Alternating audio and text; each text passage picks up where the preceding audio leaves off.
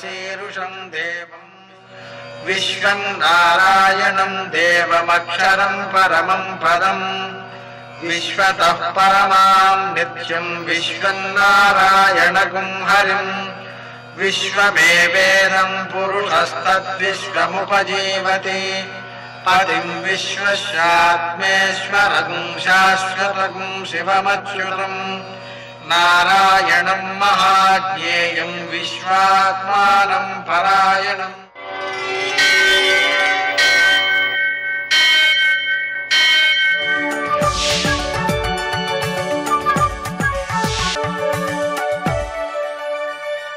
सूर्यशौर्यमथेन्दुरिन्द्रपदवी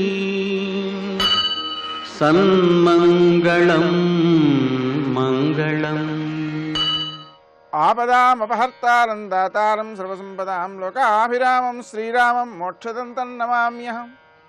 నేటి కాలమాన విశేషాలను గమనిద్దాం. స్వస్తి శ్రీ చాంద్రమాన మన్మథనామ సంవత్సరం దక్షిణాయనం వర్ష ఋతువు శ్రావణ మాసం శుక్లపక్షం బుధవారం. సూర్యోదయం 6:04 సూర్యాస్తమయం 6:31. తిథి ఏకాదశి ఉదయం 11:35 వరకు. నక్షత్రం పూర్వాషాఢ రాత్రి 9:53 వరకు. వర్జం ఉదయం 8:05 నుంచి 9:37 వరకు. మరల తెల్లవారుజామున 5:20 ప్రారంభం. దుర్ముహూర్తం ఉదయం 11:53 నుంచి మధ్యాహ్నం 12:42 వరకు. అమృతకాలం సాయంకాలం 5:15 నుంచి 6:49 వరకు. రావుకాలం బుధవారం కాబట్టి మధ్యాహ్నం 12 నుంచి 1:30 వరకు. అష్టకవర్గరీత్యా శుభప్రదమైన సమయం ఉదయం 10 గంటలకి. నేటి విశేషం పుత్రద ఏకాదశి దధివ్రతారంభం. పెరుగును దానం చేయడం వల్ల సంతాన సౌఖ్యం లభిస్తుంది. దధివ్రతంలో అది ముఖ్యాంగం. పుత్రద ఏకాదశి నిజానికి శ్రావణ మాసపు నోములే ఉత్తమ సంతానాన్ని ప్రసాదిస్తాయని మనం మొదటి నుంచి చెప్పుకుంటూనే ఉన్నాం. అయితే ఈ పుత్రద ఏకాదశి కూడా ఈ మాసంలోనే వస్తుంది. అంటే మనం ఈ ఏకాదశి నాడు ఉపవాసం ఉండడం ద్వారా ఉత్తమ సంతానాన్ని సంతాన సౌఖ్యాన్ని పొందుతాము అని అర్థం. సంతానం కలగాల్సిన వారు ఈ ఉపవాసం ఆచరించడం ద్వారా ఉత్తమ సంతానం కలుగుతుంది. సంతానం పొందిన వారు ఉంటారు, అయితే వారు పిల్లలు వెంటలేదనో అభివృద్ధి చెందట్లేదనో వాళ్ళకి ఉద్యోగాలు రావట్లేదనో ఆరోగ్యం బాగులేదనో మానసికంగా వేదన చెందుతూ ఉంటారు. అటువంటి వ్యక్తులు కూడా ఈ వ్రతాన్ని ఆచరించడం ద్వారా పుత్ర సౌఖ్యం అంటే సంతాన సౌఖ్యం ఏర్పడుతుంది. అంటే వారు అభివృద్ధిలోకి వస్తారు, తమకు అనుకూలంగా ఉంటారు, ఆరోగ్యం బాగుంటుంది లాగా అన్నమాట. కాబట్టి ఈ పుత్రద ఏకాదశిని అందరూ కూడా సంతానం యొక్క వంశం యొక్క ఔన్నత్యం కోసం ఉండడమే మంచిది. అయితే ఈరోజంతా ఉపవాసం ఉండడం, ఒకసారి పలహారం చేయడం. పలహారం చేయకుండా ఉండకూడదండి. ఎందుకంటే పలహారం అనేటువంటిది తప్పనిసరిగా చేయాలి సంతానాన్ని అభిలషించేటువంటి వారు. ఆ విధంగా చేయడం, అలాగే రాత్రి జాగారం చేయడం, మరునాడు అంటే ద్వాదశి నాడు ద్వాదశి వెళ్ళిపోకుండా పారణ చేయడం, ద్వాదశి నాడు పొగలు నిద్రపోకపోవడం, నూనె వాడకపోవడం, రాత్రి భోజనం చేయకపోవడం, దీంతో ఆ వ్రతం సమగ్రమవుతుంది అన్నమాట. అందుకని ఏకాదశి నాడు ఒక పూటే పలహారం చేయడం, ద్వాదశి నాడు ఒక పూటే భోజనం చేసి రెండో పూట పలహారం మాత్రమే చేయడం అనే వాటిని కూడా పాటించాలి. దానివలన సంతాన సౌఖ్యం లభిస్తుంది. నేటి ఆణిముత్యాలు.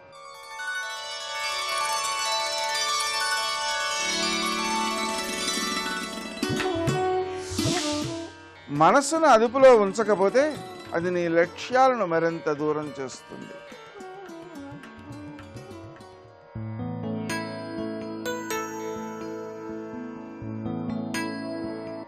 మనసులో చికిరించే ఆధ్యాత్మికతని బుద్ధికి ఆలంబనగా చేసుకోగలిగితే జీవితం సహస్రార కమలమవుతుంది. ఓం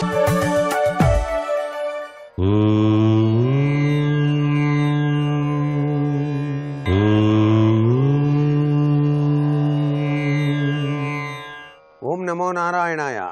ఓం నమ శివాయ. శ్రీమాత్రే నమ. మనకి మొత్తం కూడా 24 ఏకాదశులు ఉన్నాయి. మన పూర్వీకులు ఏకాదశిని పుణ్యదినంగా భావించి ఉపవాస దీక్ష చేయాలి అని చెప్పేసి నిర్ణయం చేశారు. భక్తి శ్రద్ధలతో ఈ వ్రతాన్ని ఎవరైతే ఆచరిస్తారో వారికి ఆరోగ్యం, ఐశ్వర్యం, ఆనందం కలుగుతాయి అని చెప్పేసి విశ్వసిస్తూ ఉన్నారు. ఏకాదశి వ్రతం వల్ల ఆధ్యాత్మికంగానే కాకుండా ఉపవసించటం వల్ల ఆరోగ్య భాగ్యం కలిగి తీరుతుంది. అందుచేత ఈ వ్రతాన్ని ఏడాదికి ఒక్కసారైనా సరే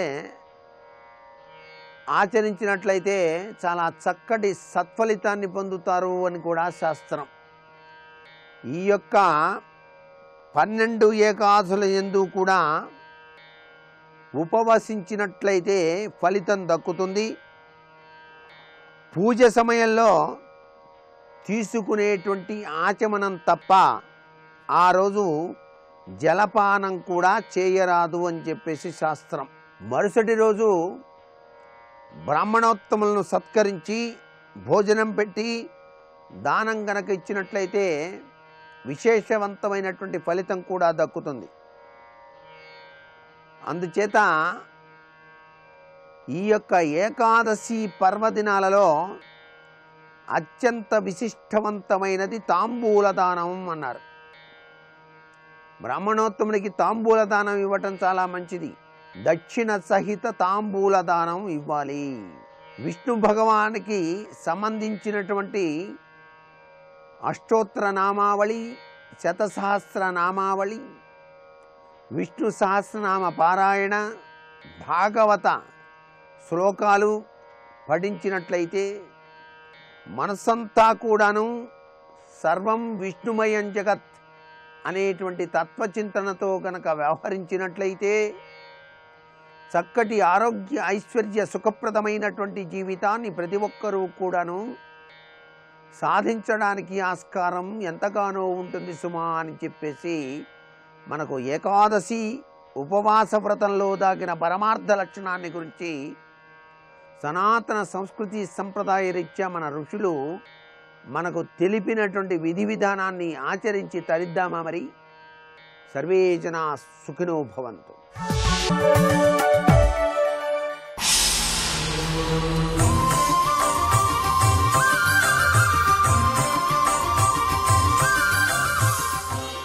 శతక సాహితీ సరస్వతికి నమస్కారం. స్మరో నామం నామం త్రిజగదభిరామం తవ పదం ప్రపేదే సిద్ధిం యాం కథమివ నరస్థాం కథయతు యయా పాతం పాతం పదకమలయోః పర్వతచరో హరో హా రోషార్ద్రామనునయతి శైలేంద్రతనయాం. ఓ మహాలక్ష్మి, నీ పాదపద్మముల మహిమను వర్ణించటం ఎవరితరం? స్మరో నామం నామం త్రిజగదభిరామం తవ పదం. మన్మధుడు నీ పాదములకు నమస్కరించి నీ పాదములను ధ్యానించి మహామహిమాన్వితుడయ్యాడు. ఆ మహిమ ఎటువంటిదంటే ఈ సకల లోకాలలోని జనులందరినీ కూడా సమ్మోహపరచగలిగినటువంటి శక్తిమంతుడయ్యాడు నీ పాదపద్మములను. ఆ సౌందర్యాన్ని, ఆ పాదపద్మముల యొక్క సమ్మోహనత్వాన్ని ఉపాసించి మన్మధుడు సకల జగత్తును కూడా సమ్మోహపరచగలిగినటువంటి శక్తిని పొందాడు. స్మరో నామం నామం త్రిజగదభిరామం తవ పదం ప్రపేదే సిద్ధిం యాం కథమివ నరస్థాం కథయతు యయా పాతం పాతం పదకమలయోః పర్వతచరో హరో హా రోషార్ద్రామనునయతి శైలేంద్రతనయాం. నీ పాదపద్మములను ధ్యానించి ఉపాసించి మన్మధుడు మహామహిమాన్వితుడయ్యాడు. మహామహిమాన్వితుడైన ఆ మన్మధుడు పరమేశ్వరుని పైన లోక కళ్యాణార్థం తన పూలబాణాలను వేశాడు. పరమ దీక్షతో తపస్సులో నిమగ్నమయ్యున్నటువంటి పరమశివుడు చెలించి తన తపస్సుని భంగం చేసినందుకు కోపించి మన్మధుని దగ్ధం చేసినప్పటికీ కూడా మన్మధుని పూలబాణముల యొక్క ప్రభావానికి లోనయ్యాడు ఈ పరమేశ్వరుడు. దానికి కారణం ఏమిటంటే ఆ మన్మధుడు వేసినటువంటి బాణాలలో అరవిందం అనే బాణం ఉన్నది. అది నీ పాదారవిందములను సేవించటం వల్ల మన్మధునకు ఆ సమ్మోహన శక్తి అంతా కూడా ఈ అరవింద బాణానికి వచ్చి చేరింది. ఆ అరవింద బాణాన్ని ఈ పరమేశ్వరుని మీద ప్రయోగించాడు. నీ పాదారవిందములను స్మరించిన శక్తి అంతా కూడా ఈ అరవింద బాణంలో నిక్షిప్తం చేసి పరమేశ్వరుని మీద ప్రయోగించడంతో ఆయన చెలించాడు తపస్సు నుండి. చెలించి ఆయనకు కూడా మనస్సులో ప్రేమ కలిగి పర్వతరాజపుత్రి అయినటువంటి పార్వతీదేవిని మోహించి ఆమె వెనుక తిరుగుతూ ఆమెని ప్రసన్నం చేసుకునేందుకు అనేక విధములుగా మృదు మధురమైనటువంటి వాక్యములతో ఆవిడ్ని ప్రసన్నం చేసుకునేందుకు ప్రయత్నించటం మొదలుపెట్టాడు. దీనికి కారణం ఏమిటంటే నీ పాదపద్మములను ఆ మన్మధుడు ఉపాసించటం. పాదపద్మములను ఉపాసించి ఆ పాదపద్మముల యొక్క మహిమనంతటని తన పద్మబాణంలో నిక్షిప్తం చేసి పరమేశ్వరుడి మీద వేయటంతో ఆ పరమేశ్వరుడు పార్వతీదేవి వెంట తిరుగుతూ ఆవిడ పాదపద్మముల దగ్గర చేరి తన ప్రేమను స్వీకరించమని వేడుకునే పరిస్థితిని తీసుకుని వచ్చాడు ఈ మన్మధుడు. దానికి కారణమేమిటంటే, ఓ తల్లి, మన్మధుడు నీ పాదపద్మములను సేవించటమే అంటూ అమ్మవారి యొక్క పాదపద్మములను సేవించినటువంటి వారికి అంతటి సమ్మోహన శక్తి కలుగుతుంది. అలాగే వారు ఎటువంటి విపత్కరమైనటువంటి పరిస్థితికి లోనైనా కూడా మళ్ళీ మృత్యుంజయులవుతారు, పునర్జీవితులవుతారు. వారు మన్మధుడు మళ్ళీ బ్రతికినట్లుగా వారికి కూడా గండం తప్పుతుంది ఈ పాదపద్మములను ఆశ్రయించటం వల్ల. అలాగే లోక కళ్యాణ కార్యక్రమాలు కూడా వారు నిర్వహిస్తారు అని తెలియజేస్తూ ఆ మహాలక్ష్మి పాదపద్మములను స్తుతిస్తూ అద్భుతమైన శ్లోకరచనతో గొప్ప స్తోత్రాన్ని మనకు అందించిన మహాపండిత కవులు శ్రీ జగన్నాథ పండితురాయల వారి లక్ష్మీలహరిలోని మరి ఒక శ్లోకం గురించి రేపు ఉదయం తెలుసుకుందాం. ఓం శ్రీ మహాలక్ష్మీదేవ్యై నమః. పంచముఖ ఆంజనేయ ప్రణామమయ్యా, దశభుజా రుద్ర తేజ దండములయ్యా, దశభుజా రుద్ర తేజ దండములయ్యా, పంచముఖ ఆంజనేయ ప్రణామమయ్యా. రామాయ రామభద్రాయ రామచంద్రాయ వేధసే, రఘునాథాయ నాథాయ సీతాయా పతయే నమః. ఉల్లంఘ్య సింధోః సలిలం సలీలం యశోకవహ్నిం జనకాత్మజాయాః ఆదాయ తేనైవ దదాహ లంకాం. నమామి తం ప్రాంజలిరాంజనేయం, నమామి తం ప్రాంజలిరాంజనేయం. శివాయ గురవే నమః. శ్రీమాత్రే నమః. శ్రీ విష్ణురూపాయ నమః శివాయ. శ్రీరామ జయ రామ జయ జయ రామ. శీతోభవ హనుమతః అని సీతమ్మ అగ్నిదేవుని ప్రార్థించింది. తోకకి మంట పెట్టబడినటువంటి ఆంజనేయ స్వామి వారు మొత్తం లంకా నగరాన్ని పరిశీలిస్తున్నారు. ఈ లోపల ఆయనకు ఆశ్చర్యం కలిగిందిట. అదేమిటంటే, ఇంత అగ్ని అక్కడ భగభగ మండుతున్నా తనకు ఏమాత్రం వేడిమి తెలియడం లేదేంటి? అసలు అగ్ని దగ్గరుంటేనే వేడి సెగ కొడుతుంది, అలాంటిది తన తోకకి అంత నిప్పు పెట్టినప్పటికీ కూడా ఏమాత్రము వేడి తెలియడం లేదు. ఎందువల్ల అని ఆశ్చర్యపోయాడు. పైగా శంశం నివ శివం కపేహే, కపి పట్ల మరింత ప్రసన్నముగా తిరుగుతోందా అగ్ని అన్నట్టుగా ఒక చల్లగా తిరుగుతోంది అగ్ని. అక్కడ తీక్ష్ణమైన అగ్ని నెమ్మదిగా జ్వలిస్తున్నది అక్కడ. పైగా హనుమంతునికి మరింత హాయి అయినట్లుగా ఉందిట. ప్రాళేయానల శీతలహ అన్నారు ఇక్కడ. ప్రాళేయ అనిల శీతలహ, ఒక మంచుగాలి తగిలినట్లుగా చల్లగాలి వీస్తుంది. ఇదొకటి సెగ తగలకపోవడం ఒకటి, పైపెచ్చు చల్లగా ఉన్నదట, పైగా స్వాస్థ్యకర, శరీరానికి మేలు కలిగించేలా ఉందిట గాలి. అగ్నిదేవుడు ఎందుకు ఇలా ఉన్నాడు అంటే వాళ్ళ నాన్నగారితో ఉన్న స్నేహం వల్ల అనే మాట చెప్తున్నారు. హనుమత్ జనకశ్చాపి పుచ్ఛానలయతో నిలహ. ఎందుకంటే ఆ చల్లని గాలి తగిలింది కదా, గాలి అంటే ఎవరు? వాయుదేవుడు, హనుమంతుని యొక్క తండ్రి. అది చల్లగా తగులుతుంది, ఆయన చూసుకుంటున్నాడు. తన పిల్లాడికి వేడి తగిలింది ఎప్పుడో చల్లదనం ఆయన ఇస్తున్నట్టు. పైగా వాయోరగ్నిహి అని శృతి మనకు చెప్తున్నది. వాయువుకు అగ్ని ఈ రెండింటికున్న అనుబంధం వేరు. అందుకే వాయువుకి అగ్ని సఖుడు అని పేరు, అలాగే అగ్నికి వాయు సఖుడు అని పేరు. పరస్పర స్నేహితులు వాళ్ళిద్దరు. అందుకు తన స్నేహితుడి పుత్రుడికి బాధ కలిగేలాగా ఉంటాడా అగ్నిదేవుడు? ఇది తెలుసుకోవాల్సింది. అందుకే ప్రకృతి పదార్థములు జడములు కావు, అవి దేవతా స్వరూపములు. దహ్యమానే చలాంగూలే చింతయామాసవానరహ. హనుమంతుడు అనుకుంటున్నట్ట, అగ్ని నన్ను తగలబెట్టట్లేదంటే దేనివల్ల? ఇది ఆలోచిస్తున్నాడు. వెంటనే ఇంకొకరు అయ్యుంటే, ఆహా నేను ఎంత మహిమాన్వితుడినో, నన్ను అగ్ని చేయట్లేదు అనుకుంటారు. అంతే కదండి, చిన్న మహిమైనా పెద్దగా ప్రకటించుకుంటూ ఉంటారు ఈ రోజుల్లో. పైగా ఆంజనేయ స్వామి వారి దగ్గర నేర్చుకోవాల్సిన గొప్ప విషయం ఏంటి? ఈ అగ్ని నన్ను ఎందుకు తగలబెట్టట్లేదు అంటే రామప్రభావాత్ ఆశ్చర్యం పర్వత సరితాం పతౌ ఇది తావత్ సముద్రశ్యామైనా కశ్చ ధీమతః రామార్థం సంభ్రమస్తాదృక్ కిమగ్నిర్న కరిష్యతి. ఇది రామప్రభావము అన్నాడు. ఇది 100% రాముని యొక్క ప్రభావం. ఎందుకంటే రాముని ఆజ్ఞను అనుసరించి పంచభూతములు నడుస్తూ ఉన్నాయి. ఆయన పర్వతములకు నదులకు కూడా పతి. నిజంగా మానవుడు అంటే మానవులకు పతి అయ్యేవాడు. ఆయన మానవుడు కాదు, సాక్షాత్ నారాయణుడు. అందుకే పంచభూతములకు పతి అయిన పరమేశ్వరుడు. ఆయన చెప్పు చేతల్లో ఆయన కోసం పనిచేస్తూ ఉంటాయి పంచభూతాలని నాకు ఇదివరకే అనుభవమైంది. నేను సముద్ర లంఘనం చేస్తున్నప్పుడు ఒక కొండ వచ్చి సేద తీరమని అడిగింది. సముద్రం కూడా నాకు సహకరించింది. తోవలో ఆ సాగరుడు నాకు చక్కటి గమనం ఏర్పడేటట్టుగా ఆతిథ్యాన్ని ఏర్పాటు చేశాడు. ఈ విధంగా సముద్రుడు మైనాకుడు కూడా రామకార్యం కోసం పనిచేసేవారు. అంటే వాళ్ళందరూ రామదాసులు. అవి ప్రకృతి పదార్థములు. సముద్రము, పర్వతము, వాయువు ఇవన్నీ ప్రకృతి పదార్థములు.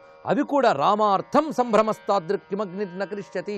రాముని విషయంలో అవి కూడా తమకంతో పనిచేసే, రాముని కోసం ఏదో చెయ్యాలి, రామసేవ చేయాలి. అవే సముద్రుడు, జలములు ఇవే ప్రయత్నం చేసినప్పుడు అగ్నిదేవుడు మాత్రం ఎందుకు చేయడు? అగ్ని కూడా రామకార్యంలో పాలు పంచుకుంటున్నాడు, ఆయన కూడా సహకరిస్తున్నాడు. కనుక ఇది రామ ప్రభావం.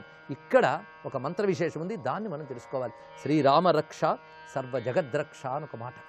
రాముడు సర్వ జగతిని రక్షించేవాడు. అందుకు కేవలం మానవుడిగా ఆయన లేడు. మానవుడిగా పుట్టినా ప్రకృతిని మొత్తాన్ని శాసించినవాడు రామచంద్రమూర్తి. రాముడు మానవుడిగా సంచరిస్తున్నా తాను నారాయణుని పూర్ణమైన ఎరుక ఆయనకుంది. ఈ కావ్యాన్ని రచించిన వాల్మీకి ఉంది. అందుకే ధ్వనులు చూపిస్తున్నాడు. రామునిలో నారాయణత్వం అనేక చోట్ల ఎలా ఎలా కనిపిస్తోంది, పట్టుకోవడం ఒక అద్భుతమైనటువంటి ప్రయత్నం. పైగా రాముడి శాసనలో మొత్తం ప్రకృతి ఉంది. అందుకే ఎవరు రామభక్తులో వారికి ప్రకృతి ఎప్పుడూ అనుకూలిస్తుంది. ఇది తెలుసుకోవాల్సిన ముఖ్యాంశము. రామభక్తుల్ని ప్రకృతి ఏమీ చెయ్యదు. అందుకే తర్వాత ఒక చిన్న ఘట్టం అనేది అక్కడ ఇంకా మరింత తేటపడుతుంది.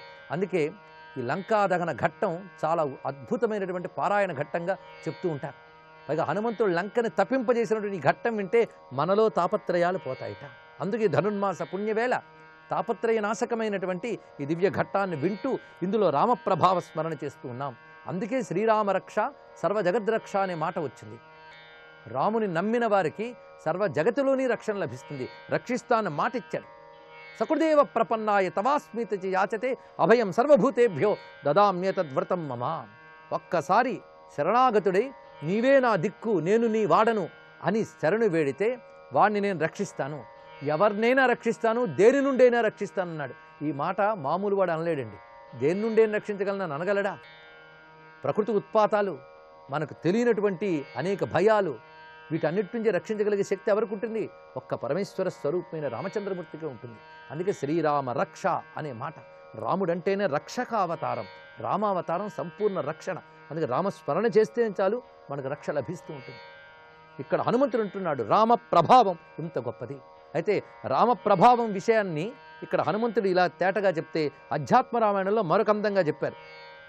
యన్నామ సంస్మరణ ధూత సమస్త పాపా తాపత్రయానలమపీఘతరంతి సజ్జః తస్యైవ కిం రఘువరస్య విశిష్టదూత సంతప్యసే కథమసౌ ప్రకృతానలేన. ఇది అధ్యాత్మ రామాయణంలోని మాట. ఎంత చక్కటి భావం చెప్తున్నారు చూడండి. అసలు బయట మంటల కంటే ఇంకో మంట ఉందిట. ఇది భయంకరమైన మంట. ఇది ఆర్పుకోవడం మనకు చేత కాదు, దాంతోపాటు తగలబడిపోతూ ఉంటాం. అసలు తగలబడుతున్నామని తెలియనంతగా తగలబడిపోతూ ఉంటాం. ఆ మంట పేరు ఏమిటంటే తాపత్రయం. ప్రతి వాడిలో నిరంతరం ఏదో ఒక తాపం ఉంటుంది. ఆ తాపం 3 విధములుగా ఉంటుంది. అది ఆధ్యాత్మిక తాపం, ఆది భౌతిక తాపం, ఆది దైవిక తాపం అని చెప్తూ ఉంటారు. శరీరానికి రోగాల వల్ల వాటి వల్ల కలిగినటువంటి బాధలు, మనస్సుకి శరీరానికి కలిగిన బాధల్ని ఆధ్యాత్మిక తాపము అని అంట. అదేవిధంగా బయట వ్యక్తుల వల్ల, ఇతర జంతుజాలముల వల్ల ఏవైనా ప్రమాదాలు ఏర్పడితే, ఈ దెబ్బల వల్ల, గాయాల వల్ల ప్రమాదాలు ఏర్పడితే దానికి ఆది భౌతిక తాపము అని చెప్తారు. ఇక ఆది దైవిక తాపము అంటే మన చేతుల్లో లేనటువంటి ఏ ఉప్పెనలో, భూకంపాలో ఇత్యాది ప్రకృతి తాపాల వల్ల, ప్రకృతి ఉత్పాతాల వల్ల కలిగేటువంటి బాధల్ని ఆది దైవిక తాపములు అంటారు. ఈ 3 తాపాలు అందరూ అనుభవిస్తూ ఉంటారు. ఈ 3 తాపాలు శాంతిస్తేనే మోక్షం. అందుకే శాంతి శాంతి శాంతి అని 3 మార్లు చెప్తారు శాంతి మంత్రాన్ని. ఆ 3 తాపాలు పోతే మోక్షమే. కానీ మనకు ఏదో ఒక తాపం ఉండక తప్పదు. ఏ తాపం లేకపోయినా ఏ తాపము లేదే అని కొత్త తాపం కూడా ఉంటుంది మనకి. కనుక ఏదో ఒకటి తప్పించిపోవడం అలవాటు జీవుడికి. అన్ని తాపాలు అణగితేనే శాంతి. ఆ శాంతి రాముడే ప్రసాదించాలి. రాముడంటేనే మోక్ష ప్రదాత. అందుకు రామనామం తారక మంత్రం. ఆ తారక మంత్రం మనలో తాపత్రయాల్ని పోగొడుతున్నది. యస్య యన్నామ సంస్మరణ ధూత సమస్త పాపాహ తాపత్రయానలమపీహ తరంతి సద్య. అందుకు ఎవరి నామం స్మరిస్తే చాలు తాపత్రయాగ్నుల నుంచే బయటపడతారో అలాంటి రామచంద్రమూర్తికి దూత ఇతడు. ఎవరి నామస్మరణ చేస్తేనే తాపత్రయాల నుంచి బయటపడిపోతామో ఆ రామునికి సాక్షాత్తు దూత ఇతడే. అటువంటి ఇతన్ని ఒక భౌతికమైన అగ్ని ఏమి చేయగలదు అనే మాటని అధ్యాత్మరామాయణంలో ఋషి చెప్తూ ఉన్నాడు. కనుకనే తాపత్రయాలను పోగొట్టే రామనామం ఉన్నవాడికి ఈ ప్రకృతి శక్తులు కూడా పీడించలేవు. ఇది రామరక్షలో ఉన్నటువంటి పటిమ. తర్వాత మరొక మాట అంటున్నాడు, సీతాయాశ్చ నృశంసేన తేజసా రఘవస్య చ. దయామయురాలైన సీతమ్మ. చాలా చక్కటి మాట. ఎక్కడా కాఠిన్యము లేని తల్లి ఆవిడ. కనికరపు గని ఆ తల్లి. కారుణ్యస్వరూపమైనటువంటి సీతమ్మ యొక్క దయచేత నన్ను అగ్ని బాధించడం లేదు. మొదటిగా రామ ప్రభావం, రెండవది సీతమ్మ దయ. రాముడి ప్రభావం ఉంటేనే సీతమ్మ దయ లభిస్తుంది. సీతమ్మ దయ ఉంటేనే రామ ప్రభావం లభిస్తుంది. మొత్తానికి సీతారాముల అనుగ్రహం వల్ల నన్ను అగ్ని దహించడం లేదు. రెండవది మా నాన్నగారు. పితుశ్చ మమ సక్షేన నమాం దహతి పావకః. మా నాన్నగారికి నాపై ఉన్నటువంటి వాత్సల్యము, మా నాన్నగారికి అగ్నిదేవుడితో ఉన్న స్నేహం వల్ల ఈ అగ్ని నన్ను ఏమీ చేయడం లేదు అనేటువంటి మాటను ఇక్కడ చెప్పాడు. అంటే తనని అగ్ని బాధించకపోవడానికి హనుమంతుడు 3 పేర్కొన్నాడు. ఒకటి రాముడు, 2 సీత, 3వది తన నాన్నగారైనటువంటి వాయుదేవుడు. ఆ 3 అనుగ్రహం చేత నన్ను అగ్ని దహింపజేయట్లేదు అనుకున్నాడే తప్ప, అబ్బా నేను చాలా మహిమవంతుణ్ణి అందుకే నన్ను అగ్ని చేయట్లేదు అనుకోలేదు. ఇది హనుమంతుడి యొక్క గొప్పతనాల్లో ఒకటి. స్వయంగా ఆయన మహిమాన్వితుడైనప్పటికీ కూడా తన మహిమని తాను గొప్పగా భావించడం లేదు. ఇది సత్పురుషుల యొక్క లక్షణం. నిజంగా గొప్పతనం ఉన్నవాళ్ళు అహంకారాలకు పోరు, గర్వాల్ని చాటించరు. ఇది హనుమ దగ్గర నేర్చుకోవాల్సిన గొప్ప విషయం. హనుమే కాదు, సీతమ్మ, రాముడు కూడా ఇలాగే ప్రవర్తించారు. వాల్మీకి రామాయణం ద్వారా ఈ 3 మనకు చూపించి అలా ప్రవర్తించడని బోధిస్తున్నారు. అంత గొప్పవారే అలా ప్రవర్తించినప్పుడు మనం ఎలా ఉండాలనేది ఆలోచించుకోవాలి. ఈ విధంగా ఎప్పుడైతే చల్లగా ఉన్నాడో హనుమ, ఆ తల్లిని, రామయ్యని, తన తండ్రిని తలంచుకుని మొత్తం లంకానగరం అంతా తిరిగాడు. ఇంకా చూడాల్సింది ఏమీ లేదు, మొత్తం చూశాడు. ఎప్పుడైందో ఇంకా తర్వాత పని, ఈ పని పూర్తయిందిగా, లేదు గూఢచర్య అదైపోయింది. ఇప్పుడు రెండో పనికి పూనుకున్నట్ట. అదేమిటి? లంకని దహించాలి అనుకున్నాడు. ఒక్కసారిగా తతశ్చిత్వా తతాన్ పాశాన్ వేగవాన్ వై మహాకపి ఉత్పపాతాద వేగేన ననాదచ మహాకపి. ఒక్కసారి చుట్టూ చూసి తన యొక్క పాశాన్ని ఛేదించాట, విదిలించాడు. విదిలించగానే ముక్కలై పడిపోయే కిందకి. ఒక్కసారి తన స్వరూపాన్ని పెంచి ఆకాశంలోకి ఎగిరెట్టే స్వామి.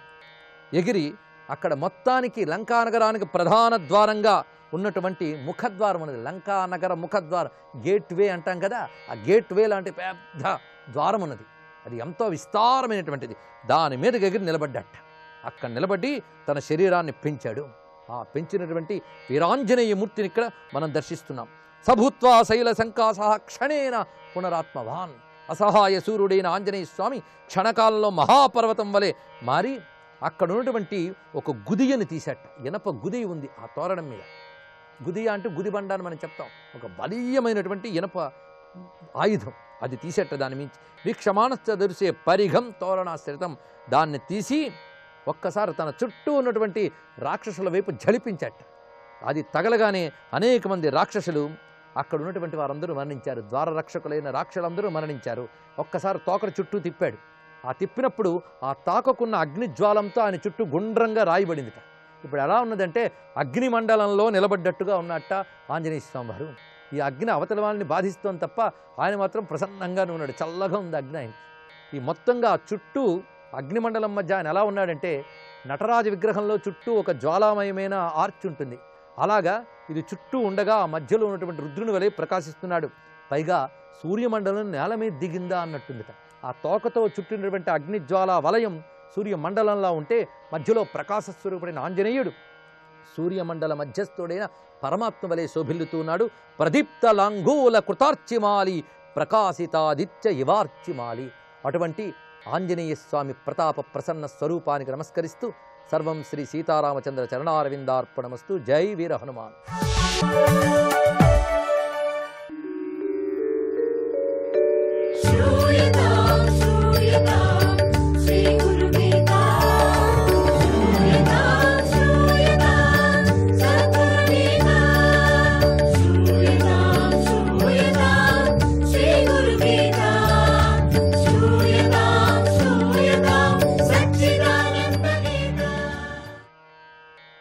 శ్రీ గురుదత్త.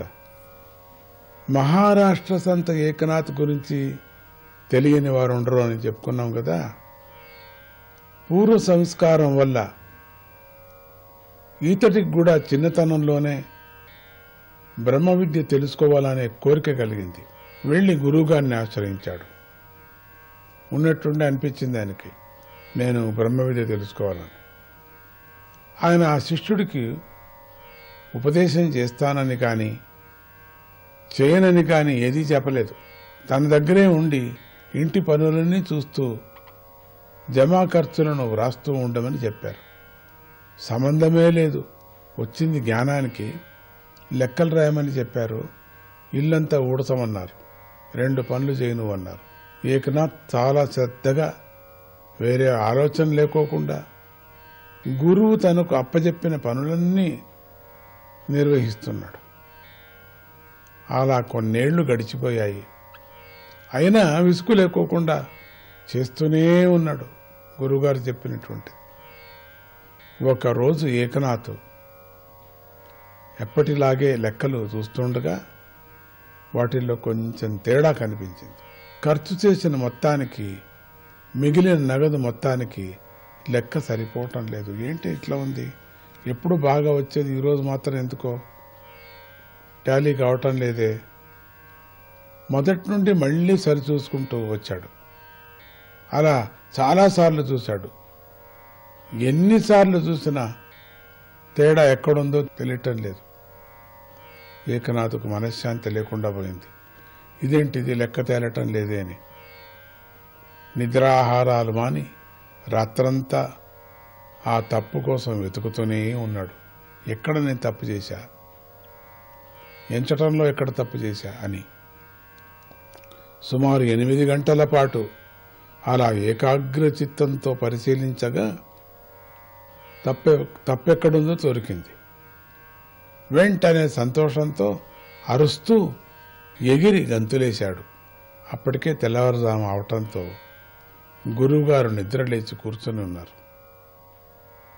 ఏకనాథ్ అరిచినటువంటి అరుపులు వినబడి ఏమైందో చూద్దామని అక్కడికి వెళ్ళాడు గురువుగారు.